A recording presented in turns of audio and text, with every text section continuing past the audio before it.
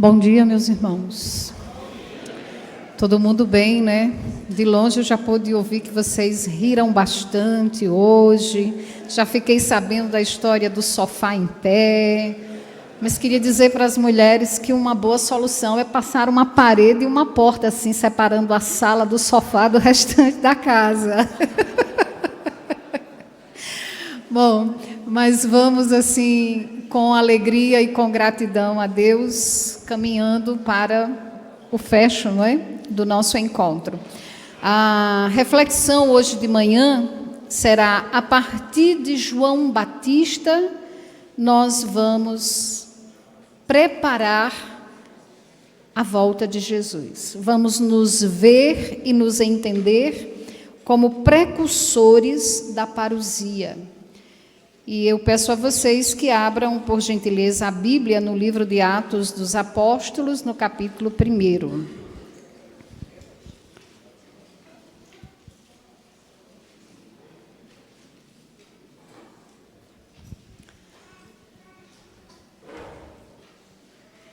Ok?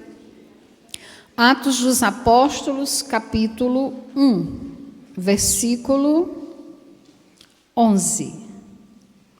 E lhes disseram: homens da Galileia, por que estáis aí a olhar para o céu? Este Jesus que foi arrebatado dentre vós para o céu, assim virá, do mesmo modo como o vistes partir para o céu. Palavra do Senhor.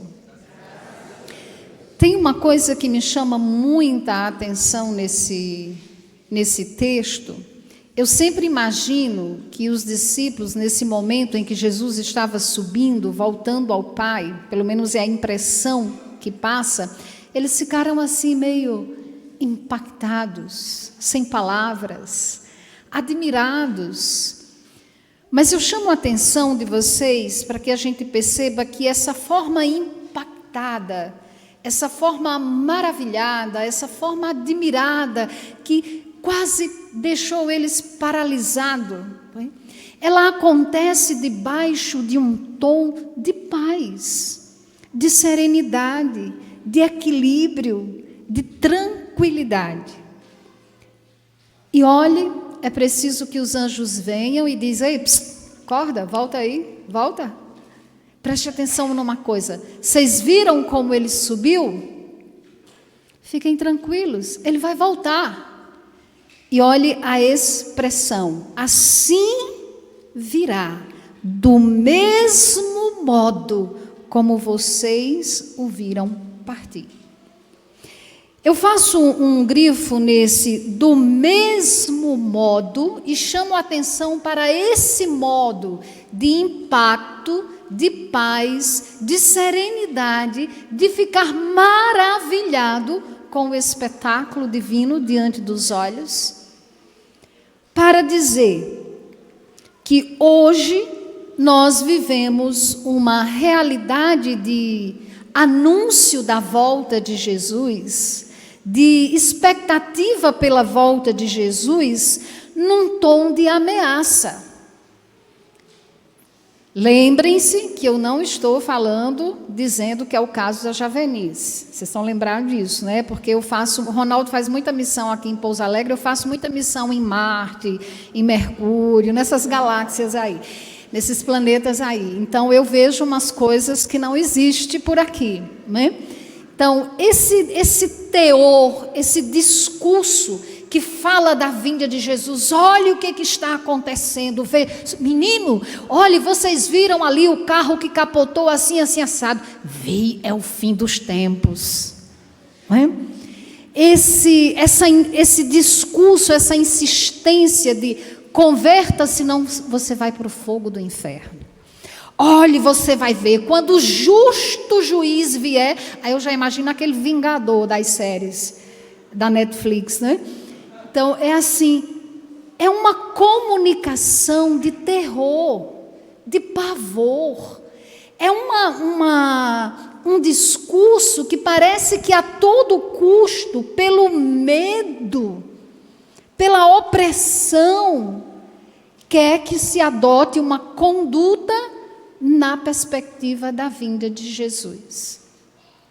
Meus irmãos, eu acredito que a volta de Jesus será algo tão magnífico, tão belo, tão extraordinário, tão impactante, mas que não dispensará os frutos que é próprio do Espírito de Deus. Paz, alegria, júbilo. Eu não acredito que depois que Jesus voltou ao céu, ele se tornou um ressentido, vingativo, bipolar. Não. Eu continuo acreditando que Deus é imutável. Que o Deus que veio e manifestou-se como amor e misericórdia é o mesmo que voltará. E que mesmo vindo para fazer o fecho, para executar o julgamento, eu não consigo esquecer quando ele diz: não sou eu que julgo, não sou eu que condeno. Mas é quem não acreditou já se excluiu. Jesus não voltará como alguém que veio para punir. Eu acredito que é bem capaz de Jesus fazer na sua volta o que ele fez na cruz. Eu vou usar uma comparação absurda, mas para me fazer entender. Quando a gente está, as rifas nossas lá, muitos de vocês compram aqui, graças a Deus. Quando está chegando na última hora, a gente faz, tem 10 bilhetes, tem 10, vamos esticar 15 minutinhos para poder sair tudo. Gente, a gente fica esticando o prazo. Uso essa analogia para dizer, Jesus volta, mas ele vai, eu tenho certeza, que na rapa da hora, ele ainda vai dar tempo para que pessoas, como o suposto bom ladrão, possa dizer, ainda dá tempo de ter misericórdia de mim, Senhor? Ainda posso arrepender-me e te acolher? Me diga uma coisa, o Jesus que vocês conhecem, que vocês anunciam, ele não seria capaz de fazer uma coisa dessa, não? O Jesus que eu conheço, ele tem total capacidade para isso.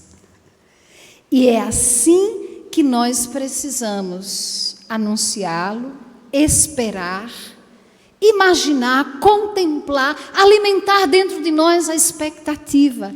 Será um dia, uma hora extraordinária. E eu também nem sei se vou estar aqui ainda. Mas uma coisa eu sei, eu vou vir com ele. Yes! Vamos lá, Jesus! Assim nós precisamos pensar a vinda do Senhor. Agora, nós vamos conversar um pouco então como sermos precursores dessa parousia.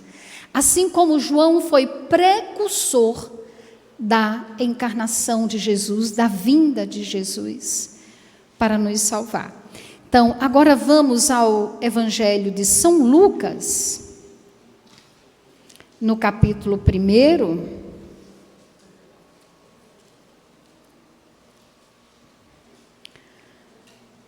Vamos pegar poucos versículos, mas que serão suficientes para a gente entender o que faz, o que é cabível a um precursor. Veja só, capítulo 1, versículo 17. Aqui se está falando de João Batista. É o anjo dizendo ao seu pai o que compete à missão de João Batista como precursor. Ele caminhará à sua frente com o espírito e o poder de Elias, a fim de converter os corações dos pais aos filhos e os rebeldes à prudência dos justos, para preparar ao Senhor um povo bem disposto. Vamos repetir essa frase? Para preparar ao Senhor um povo bem disposto. Agora dê um salto para os versículos 76 em diante. Agora já é Zacarias, depois do nascimento de João, todo imbuído da graça, ele proclama: tu também, menino, serás chamado profeta do Altíssimo, pois irás à frente do Senhor para preparar-lhe os caminhos, para transmitir ao seu povo o conhecimento da salvação pela remissão de seus pecados, graças ao misericordioso coração do nosso Deus, pelo qual nos visita o astro das alturas, para iluminar os que jazem nas trevas e na sombra da morte, para guiar nossos passos no caminho da paz. Palavra da salvação. Veja só, aqui está dito para nós o que faz um precursor. Primeiro que tudo, ele é alguém que vai à frente. E na boca, no discurso de Zacarias, ele é um profeta que irá à frente. Nós precisamos compreender esse ir à frente aqui, não numa perspectiva assim de localização, como quem diz, coloque seu carro ali na frente do outro, vá você na frente de fulano. Não. Também não no sentido de chegue primeiro, porque se o juiz vai chegar às 3, o precursor deve chegar às 5. Não, não é nesse sentido. O profeta vai à frente no sentido de alguém que tem visão. Alguém que, sabe quando a gente diz assim, o empreendedor, a pessoa que é empreendedora, a pessoa que tem capacidade de ir à frente, a pessoa que tem capacidade de protagonismo, de vanguarda. Isso são características de pessoas que tomam a dianteira, que vão à frente. E elas vão à frente para abrir caminhos para outros. Elas vão à frente para direcionar, para mostrar a novidade, para despertar interesse, para gerar uma sadia expectativa, para despertar uma curiosidade que atrai. Dá para compreender isso? Não é ir à frente para fazer coisas, tocar a trombeta desafinada do Apocalipse, meter terror nas pessoas. Não, deixe isso para a Netflix, por favor. O precursor, o profeta, eu, você, que estamos preparando, esperando a volta de Jesus, precisamos ser, pela graça de Deus, homens e mulheres que têm visão de profeta, que têm um comportamento e uma ação de vanguarda, de protagonismo. Perceba que isso faz todo sentido, ligue isso com os desafios e as exigências de se ser um evangelizador.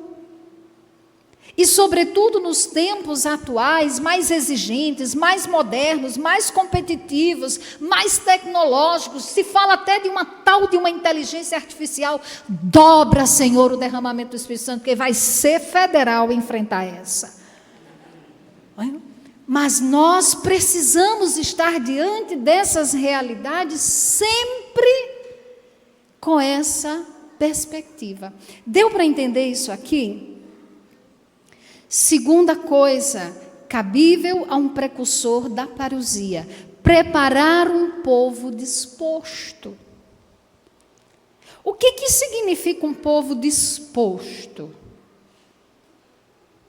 A gente pode dizer assim, é um povo corajoso, meu filho, que já acorda com a disposição de derrubar assim 10 leões de uma vez. Não, bonitinho. Não é dessa disposição que o Senhor está falando, mas é um povo disposto no sentido de um povo ordenado, dispor, disposição, colocar no lugar, ordenar. Vamos ajustar a cabeça, vamos ajustar o juízo, vamos ajustar a mentalidade para poder receber. Veja, todo Israel fazia séculos que esperava, o novo Davi vai vir. Vai chegar, espera Herodes, espera imperador de Roma, vai vir, aí vocês vão ver o que é bom para a tosse. Era assim que eles esperavam. De repente, chega um precursor dizendo: é preciso mudar o jeito de viver.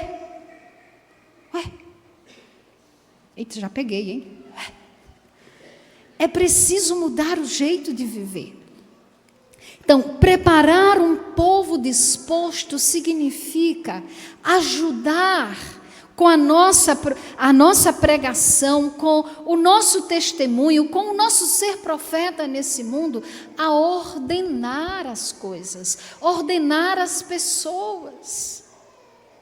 E percebam, meus irmãos, nesse contexto todo que nós estamos vivendo, quantos extremos, quantas contradições. Ao mesmo tempo que nós vivemos no fantástico mundo tecnológico, independente, autônomo, imediato, resolutivo, nós também vivemos num mundo marcado por um adoecimento psíquico, espiritual, emocional. Nós estamos também debaixo de uma grande epidemia de loucura. O mundo nunca foi tão dopado. As pessoas nunca precisaram tanto de suporte, de cachete, para aguentar o sofrimento.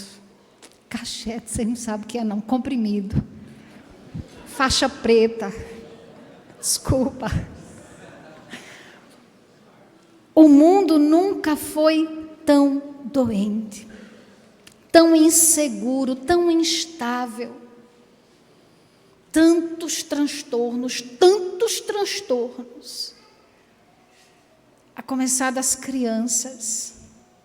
Terrível, né? Nós estamos num tempo de uma humanidade completamente desordenada.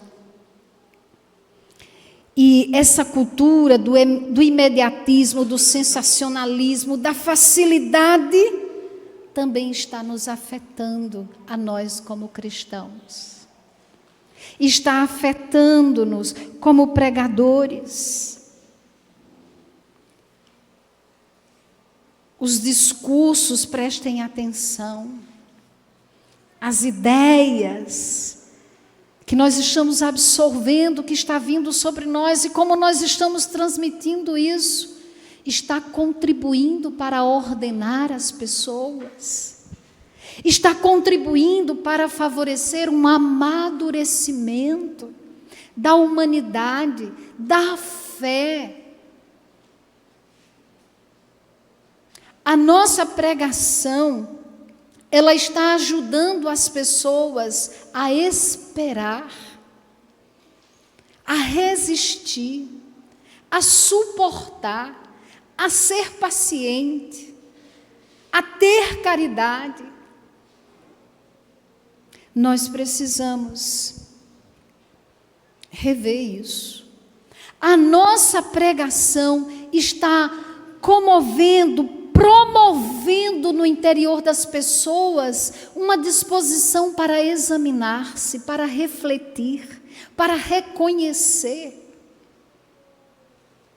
Isso é muito grave.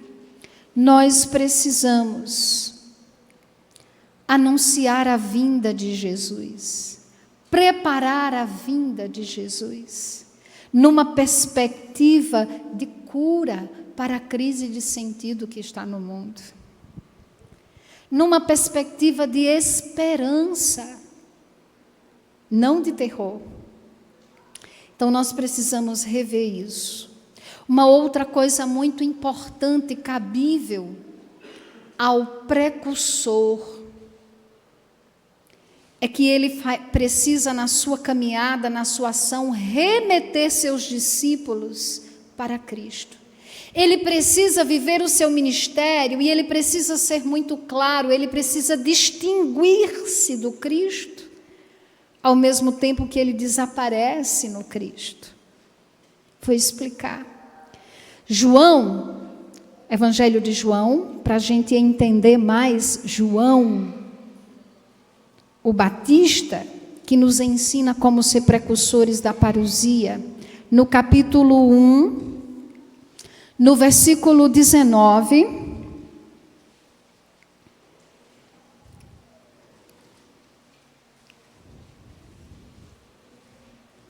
Este foi o testemunho de João quando os judeus enviaram de Jerusalém sacerdotes e levitas para o interrogar.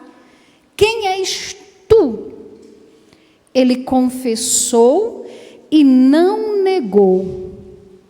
Confessou: eu não sou o Cristo. Agora dê um salto para o versículo 26. João lhe respondeu: eu batizo com água, mas no meio de vós está alguém que não conheceis, aquele que vem depois de mim, do qual não sou digno de desatar a correia da sandália. Dê um salto agora para o 34.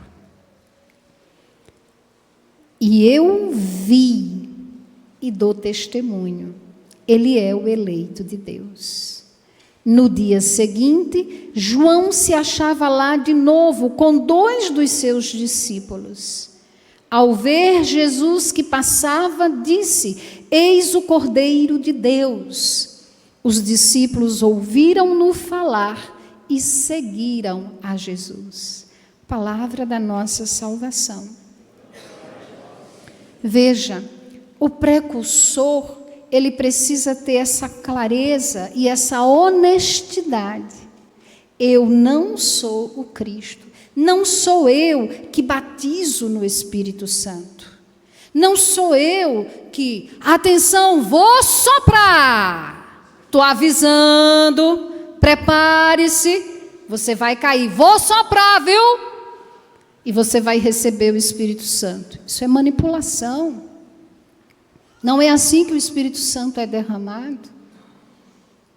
E nós precisamos ter essa honestidade e precisamos ter essa clareza. Como precursores, cada vez mais na nossa vida, nós precisamos ir crescendo e atualizando a nossa experiência com Cristo, não somente nos cursos. Os cursos, os retiros, as formações são necessárias, são excelentes, são importantes. Mas, na verdade, eu atualizo o meu conhecimento íntimo com Cristo, a minha experiência com Cristo é no que vai acontecendo na minha vida. É ali que eu vou entendendo, é ali que eu vou fazendo perguntas, é ali que eu vou me debatendo, é ali que eu vou sofrendo, mas é ali que eu vou enxergando. E eu vou podendo dizer aos outros: não sou eu, mas eu o conheço. Não sou eu, mas eu vi. E eu sei onde ele está. Ele está no meio de vocês. Vocês não estão vendo, mas eu posso mostrá-lo. E o extraordinário. João Batista não fez aquele movimento de juntar para si, para poder garantir sua fama, seu sucesso, seu nome. Não. Ele reuniu, ele arrebanhou, mas ele remeteu para Cristo. Ei, não sou eu, é Ele o Cordeiro de Deus. É Ele. E ficou tranquilo quando viu os discípulos saindo dele para seguir Jesus. Infelizmente, hoje, nós também precisamos enfrentar alguns problemas graves no exercício do nosso ministério. Manipulação das pessoas para tê-las para si. Isso não é um problema só do mundão pagão que não conhece a Deus. Isso está dentro da igreja, isso está acontecendo nas comunidades, isso está acontecendo nos movimentos. Isso é terrível. Quantos escândalos nós estamos vendo estourar. E a gente fica muito assim, impactado, não é? Porque quando você vai olhar o discurso, a pregação, o quanto arrebanhava, o quanto ajuntava, e agora? Preste atenção, mas infelizmente nem façam isso. Mas sabe, a gente vai poder lembrar de algumas coisas, de alguns movimentos, de alguns discursos, de algumas ferramentas que não era de anúncio para a conversão, mas de anúncio para a manipulação, para ter as pessoas sobre o meu comando, sobre o meu domínio, sobre as minhas ordens. Não queiram isso e não façam isso, para não ter que se arrepender naqueles últimos minutos do segundo tempo, quando Jesus chegar. Não façam assim. Segundo problema que nós precisamos enfrentar: rivalidade e disputa por seguidores. Não acontece aqui, vocês estão lembrados disso, né? Mas é só uma prevenção para que não chegue aqui. Infelizmente, o movimento não é mais ide por toda parte, e sim que toda parte venha a mim. E aí nós vamos vendo essa coisa terrível. Missionários, por exemplo, dentro de um evento, lá em Marte eu vi isso. Você tem 2, 3, são pregadores, são artistas missionários que precisam subir ali para prestar o seu serviço, anunciar Jesus aos outros, e eles ficam preocupados para escolher a melhor hora, porque, não, essa hora aqui vai ter mais gente, se eu ficar para essa hora aqui, o povo já não vai estar mais aqui, não, eu quero essa, não, eu quero aquela. Ei, não convém que Cristo cresça e que eu desapareça? Qual é o objetivo? Qual é o interesse seu como missionário?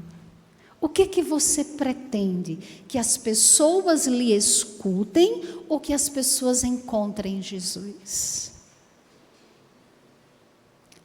Nós precisamos prestar atenção nisso. Nós precisamos vigiar muito para não cairmos nisso. Um outro problema que nós precisamos enfrentar e que dificulta esse remeter as pessoas para Cristo na nossa missão de precursores é a afetação dentro da igreja, entre nós, dentre nós, da cultura da fama. Convém que eu cresça. Isso, infelizmente, produz a necessidade de gerar até uma dependência devocional. Nós chegamos ao absurdo lá em Marte, eu vi com esses olhos que a terra há de comer, que nem diz o Matuto na minha terra. Gente discutindo sobre que santo tinha mais poder, que novena era mais poderosa. Eu acho que nessa hora no céu, Jesus disse: Pai, preciso tirar um sono. É absurdo, né? Mas infelizmente está acontecendo. E tudo isso vai nos dizendo que não é para Cristo que nós estamos remetendo, que nós estamos direcionando as pessoas, que nós estamos levando as pessoas, é para nós. É para a nossa instituição. Não fique triste quando você vir alguém lhe deixar, porque encontrou o que Jesus reserva para ele em outro lugar. Cresça dentro de nós esse desejo, essa vontade, encontre o seu lugar, aonde Jesus lhe quer. O mais importante é que você o siga, o ame, o sirva, permaneça nele, seja por ele, esteja com ele, não comigo. Dá para entender a diferença? Uma outra coisa importante para o precursor é o conteúdo da sua pregação. O precursor é aquele que anuncia a salvação, não a condenação. Anuncia a salvação. Olha o discurso de João. Ei, Ele que tira o pecado do mundo. Olha a diferença, existe uma diferença tremenda em dizer, anunciar aquele que tira o pecado do mundo daquele que desce chicote no pecador. É diferente. O precursor, nós, precursores da parousia, mais do que nunca, diante dessa ferocidade, dessa loucura, desse absurdo, de todos os tipos de pecado que está aí, nós precisamos anunciar com paixão, mas ao mesmo tempo com serenidade, com autoridade espiritual, com a autoridade de quem conhece. Nós precisamos anunciar a salvação. Nós precisamos dizer, Jesus é aquele que tira o pecado do mundo. Eu lhes anuncio isso não porque eu vi nos livros, mas porque aconteceu comigo. Eu sou testemunha, Ele tirou o pecado da minha vida. Ele é mais forte em mim. A força dele é maior do que tudo aquilo que me puxa na direção contrária. Como precursores da parousia, nós precisamos anunciar a salvação como vítimas da misericórdia, não como carrascos que têm o chicote na mão.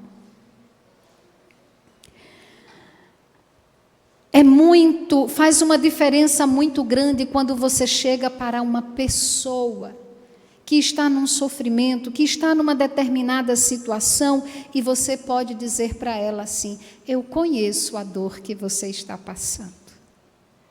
Eu entendo o que você está sentindo. Quando a gente faz isso, a gente começa a proporcionar a essa pessoa uma experiência de acolhimento.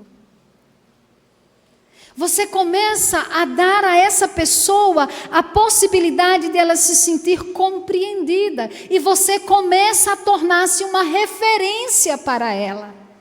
Então será mais fácil ela lhe ouvir falar de Jesus. Tem uma historinha, um testemunho. Nessa jornada que eu tenho vivido de enfrentamento, de tratamento do câncer. O ano passado foram 5 cirurgias, 4 ressulturas, esse ano já tem uma marcada. Em uma das primeiras cirurgias, eu fui ao hospital para fazer o retorno cirúrgico, a revisão cirúrgica. E enquanto a gente estava na sala de espera, estávamos eu e Ronaldo, entraram 2 senhoras. Uma estava visivelmente arrasada. Eu olhei para aquela mulher, a gente estava num hospital do câncer, não era difícil saber que o problema dela não era um unheiro no pé, né? Então eu olhei para aquela mulher e pensei comigo, eu sei o que ela está sentindo. E eu cheguei para ela e disse assim, a senhora vai fazer cirurgia? Vou ver, toda armada. Né? Aí eu falei assim, eu já passei por 2. Foi? 2. A senhora está com medo? Aí a que estava com ela, não, quem tem fé em Deus não tem medo, não. Aí eu olhei para ela e disse, pois eu tenho muita fé em Deus e estou morrendo de medo. Aí Ronaldo olha para mim e diz, aí evangeliza. Eu digo, tu não conheces Jesus, meu filho? Fé. A base da fé não é alprazolam. A essência da fé não é Rivotril. Fé não é anestesia. Fé é uma graça que nos dá um suporte, que nos dá um auxílio, que nos dá um renovo, que nos dá uma força para aguentar. Também não é pólvora para fazer mágica no chapéu do mágico. Não. E aí eu fui dizer para aquela mulher, eu estou morrendo de medo, sinto angústia, é tão ruim. Daí a pouco, é ruim, viu? Ave Maria, a gente nem dorme de noite. É desse jeito. Então, lembra de ontem? Como é extraordinário quando a gente pode descer e ser igual. Eu teria algumas opções. Eu poderia chegar para aquela mulher e dizer assim: olha, a senhora já ouviu falar de Jesus, ele cura tudo. Só quer uma oração por cura agora? Eu, hein? Sei lá a conversa que se passou no céu. O caminho que terá que ser percorrido. Com isso aqui eu não estou desqualificando o dom da cura, as orações por cura, não. Eu só estou dizendo que a gente não pode colocar tudo dentro dessa dimensão. Dá para compreender? Então faz toda uma diferença quando a gente chega para o outro, acolhendo o outro nessa perspectiva de fazê-lo sentir-se acolhido e compreendido. Isso é importante no nosso dinamismo missionário. Nós estamos assistindo lá em Marte, não tive tempo de ver aqui na Terra ainda, mas um movimento perigoso. Os cristãos estão num movimento de separação. Não, querem tirar esse direito de Jesus. Já estão separando os cabritos das ovelhas, né? Então, quem é bom e quem não é bom. Quem é puro e quem não é puro. Quem é santo e quem é pecador. Se vocês observarem direitinho, a gente até vê uma tendência de muitas promoções, de eventos evangelísticos, mas me intriga quando, sobretudo, o campo de divulgação, de convite, é onde já estão os convertidos, é a paróquia, a igreja, os grupos. Não faz muito sentido. Não faz muito sentido. Então, nós precisamos ter muito cuidado para não entrarmos nessa. Nós precisamos, como precursores da parousia, termos uma lucidez e uma profecia que ajude as pessoas a ordenarem-se na vida. Nós precisamos, como precursores da parousia, sairmos desses guetos, sairmos desses fechamentos, sairmos desses grupos de elite espiritual e corrermos atrás dos pecadores, porque é eles que o Senhor deseja. Partilho com vocês uma experiência que para mim foi difícil de elaborar e de executar. Um belo dia na reciclagem da comunidade, estávamos ali rezando, empolgados, sabe assim, quando pega fogo, o fogo do Espírito Santo, e aquela leveza, e é gostoso demais. Daí a pouco, quando se para as profecias, o Senhor diz assim para nós: vocês precisam ir procurar os perigosos e os endemoniados. Se ele tivesse dito só os endemoniados, a gente ia procurar o exorcismo de São Bento, de São Miguel, seria mais fácil. Mas quando ele junta os perigosos e os endemoniados, e já não é a mesma coisa, não? Parece que não. Então o Senhor diz: vocês precisam ir. Meus irmãos, o mais difícil para nós foi assim: onde é que eles estão? Quem são eles? E isso vai dando à comunidade muita matéria para você ruminar, para você contemplar, para você refletir. Nós começamos então a ir nas ruas lá de Campina Grande, procurar aquelas pessoas que estavam numa condição que era subhumana. E nós fomos encontrando. Para surpresa nossa, eles na rua, o que a gente mais encontrou? A dependência da droga, do álcool, a prostituição, a violência, obviamente, né? E nós começamos aí convidá-los para ir almoçar. Sabe o que eles diziam para nós? A gente não passa fome na rua, não. Não falta quem nos dê. Aí a gente vai ficando assim, tem uma coisa, estão numa condição daquela e ainda são arrogantes. Olha, foi difícil aprender. Depois a gente, no segundo momento, volta e o nosso discurso de convite, de evangelização era assim: ei, você precisa largar essa vida para Jesus lhe salvar.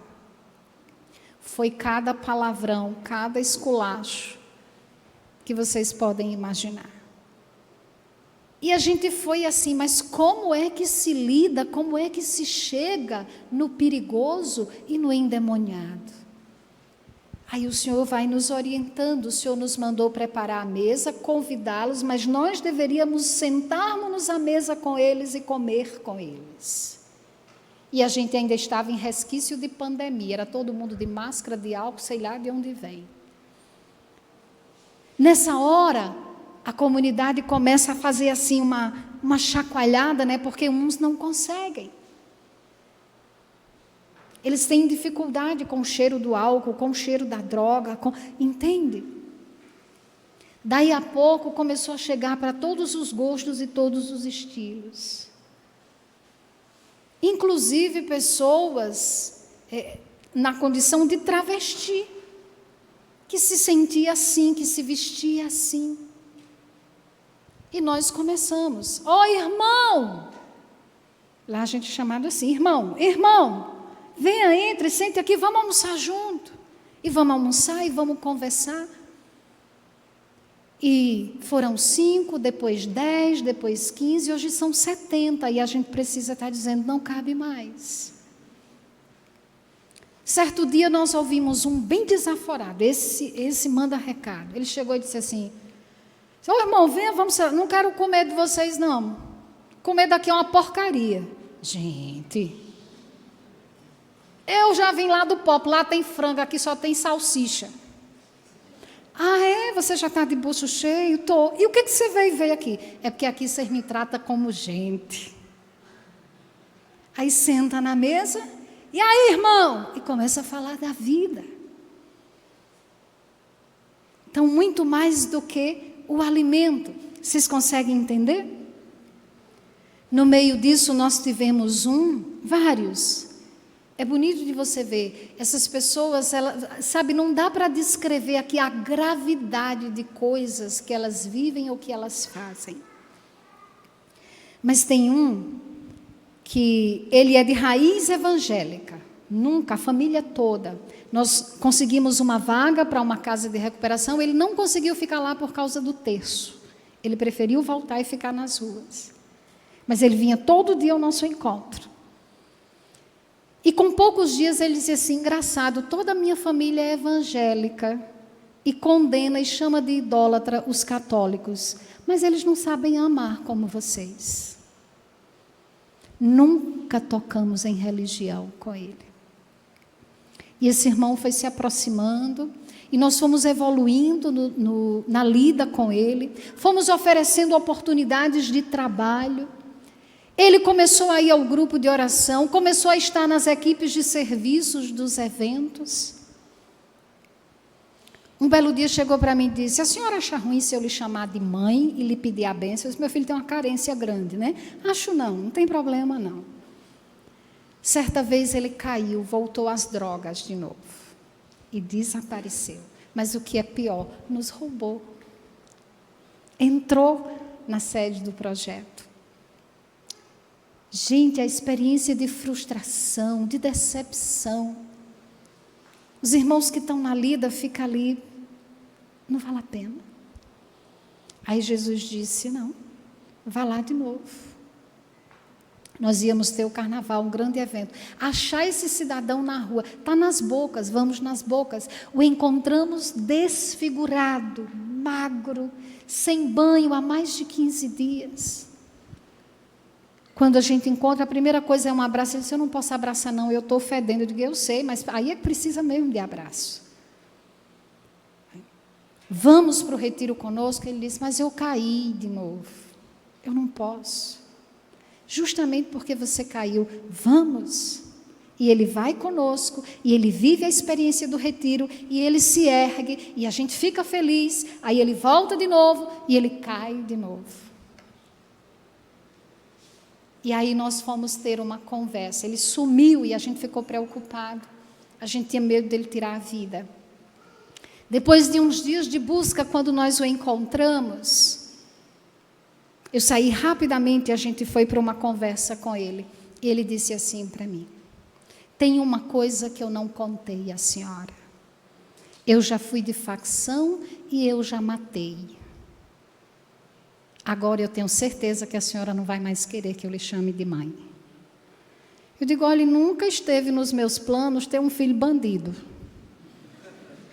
Mas fazer o quê? Nosso Senhor tem uns gostos. Pois é o seguinte, meu filho. Passou, não passou? Se arrependeu muito, começou. Já se confessou? Ainda não. Vai se confessar, meu filho. Vamos levantar? Preste atenção numa coisa. Nós vamos com você até o último suspiro. E ele disse assim, a conversa terminou assim: eu não tenho motivos para viver, mas o que eu mais queria era ser um como vocês. Eu vou viver para ser um missionário.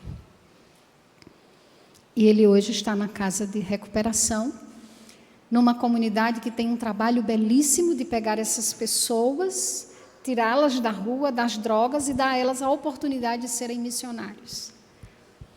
Desculpa o testemunho longo, a história longa, mas é para dizer para vocês que o Senhor está nos dando tempo, enquanto tem muita gente afinando a trombeta do Apocalipse. Por favor, abra sua Bíblia na segunda carta de São Pedro, no capítulo 3, no versículo 8.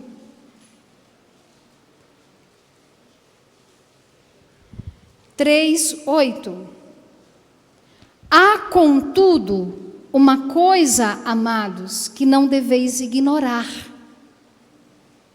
Acharam? Ainda estou vendo muita gente abrindo a Bíblia, perdão.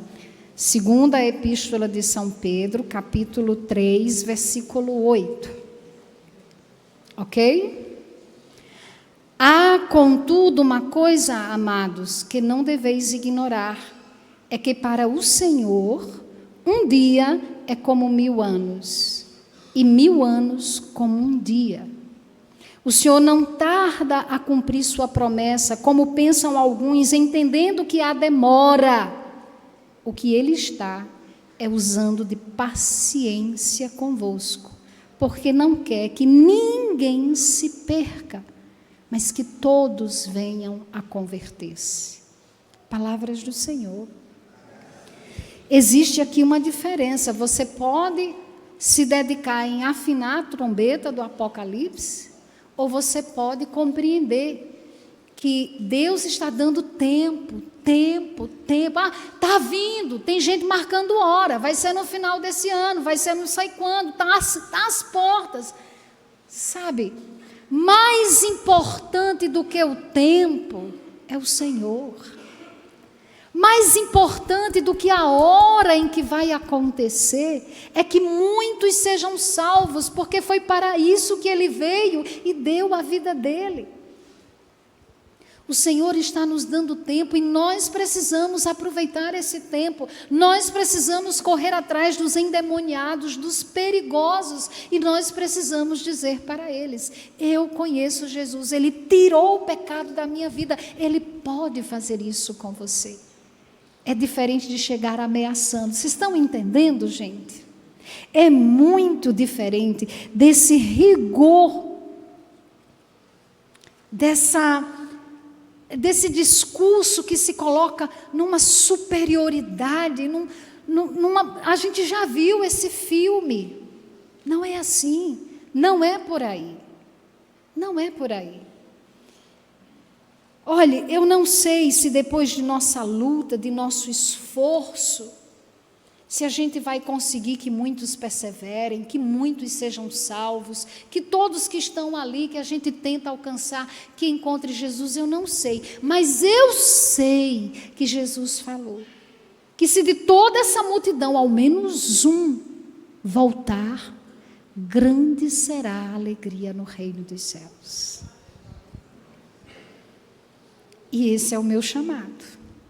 E esse é o seu chamado.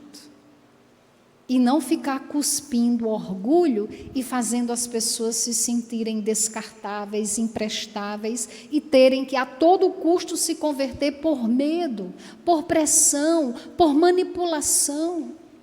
Não. Não. Não é justo com aquele que nos revelou a grandeza do amor. Não é justo. Ao precursor da parousia, cabe-lhe também anunciar o batismo no Espírito Santo. Foi o que João Batista fez. Eu batizo com água, mas ele batiza com o Espírito Santo. É ele que batiza com o Espírito Santo. Nos planetas por aí afora, está acontecendo também uma confusão muito grande. Está se usando técnicas de sugestionalismo, de comoção, de transe, para dizer que é batismo no Espírito Santo. Pelo amor de Deus. O fruto do batismo do Espírito Santo nem são os dons, sabia? Os dons só são sinais. O grande fruto do batismo no Espírito Santo é mudança de vida. Por isso o Senhor diz que o Pai deseja que vocês deem muitos frutos, mas frutos que permaneçam, não frutos descartáveis, que passa com a emoção, que passa com a sensação. Muito cuidado. Precisamos ser ministros do batismo no Espírito Santo.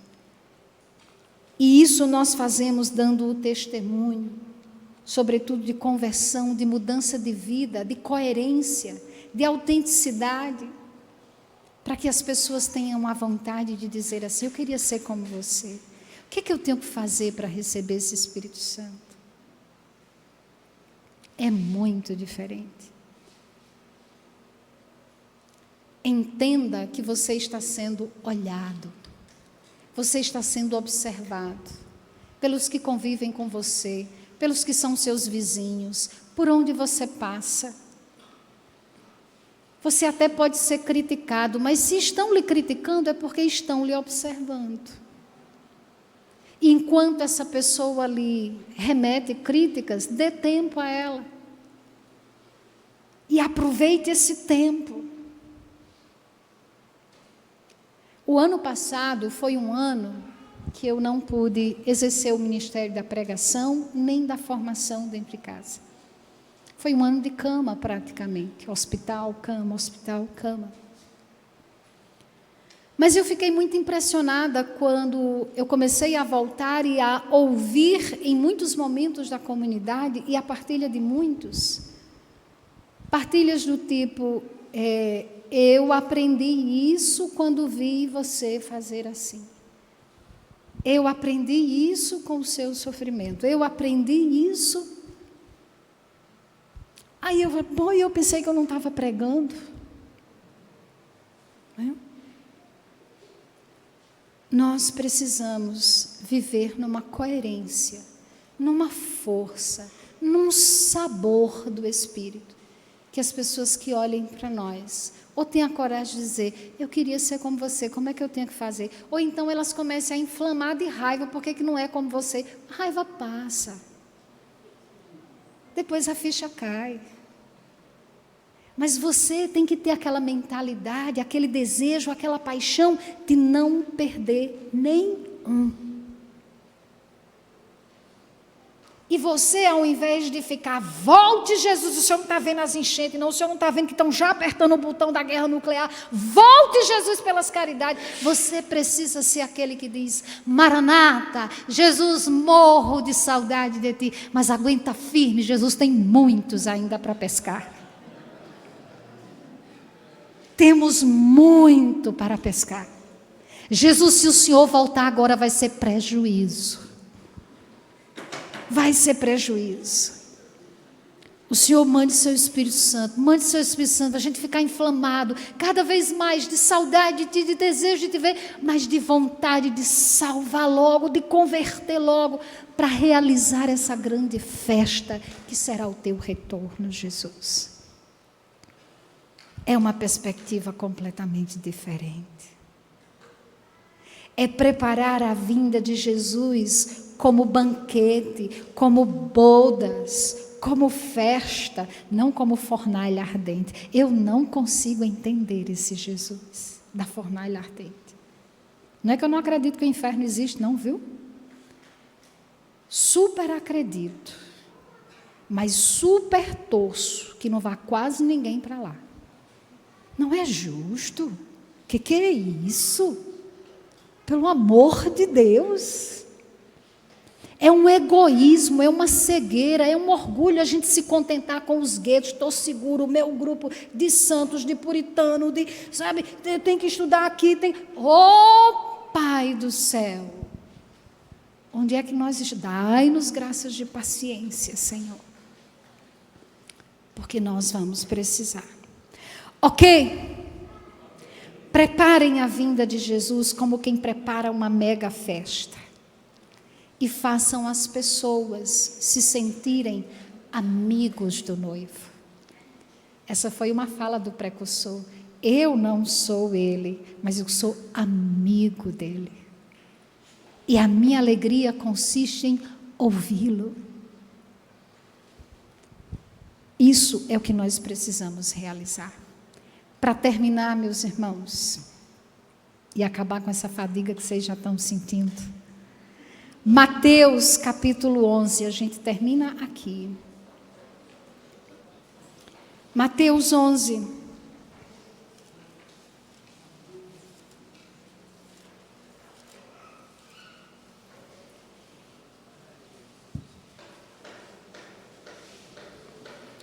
Verso 2. Encontraram? Olha que fantástico.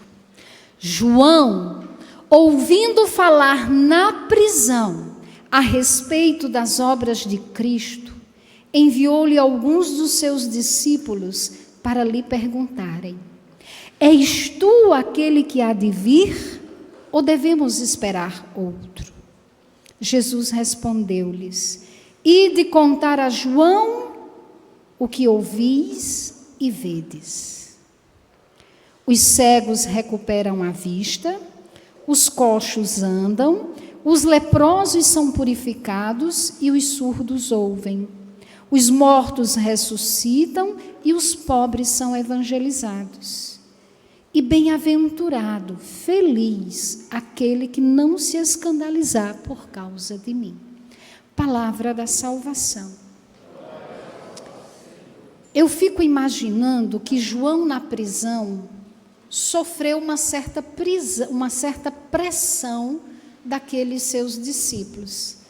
Olhe que o Evangelho diz, na prisão ele ouviu falar a respeito das obras que Jesus fazia. Que obras?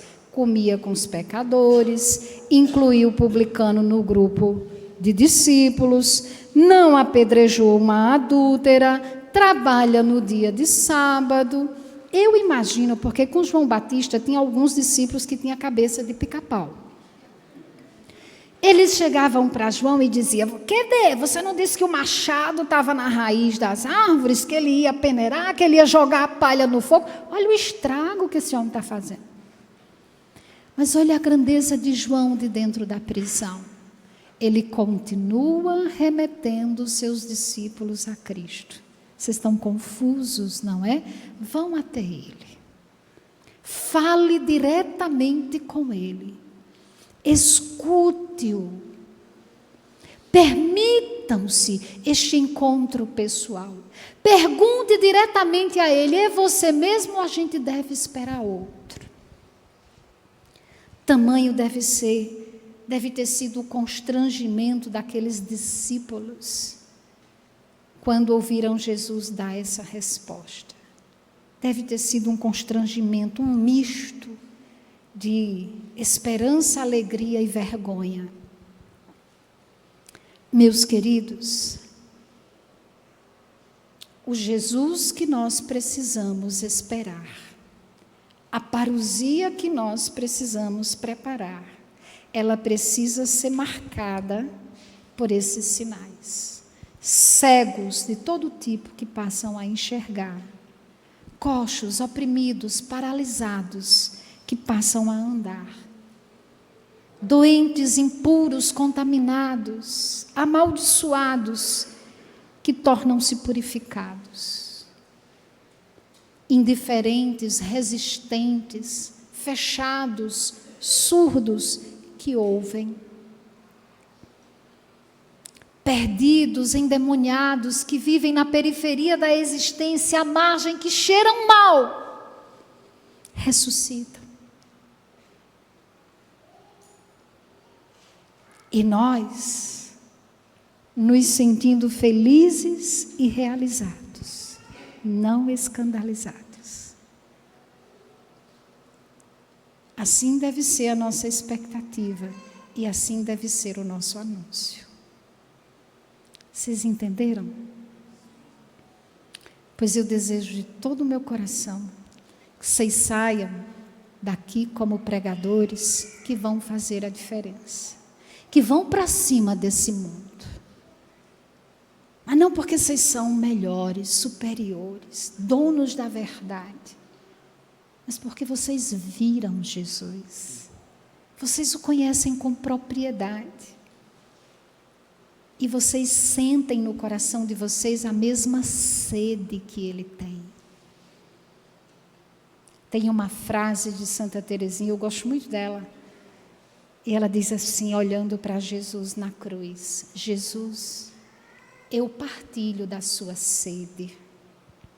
Eu sinto a sede que o Senhor sente na cruz. A sede de salvar almas. Que seja esse o anseio e o propósito do nosso coração.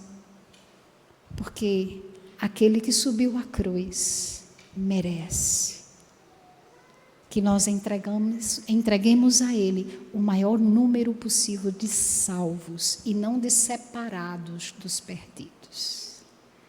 Louvado seja nosso Senhor Jesus Cristo. Foi um prazer estar com vocês e revê-los. Que o Senhor os abençoe e que a gente se encontre antes da parousia.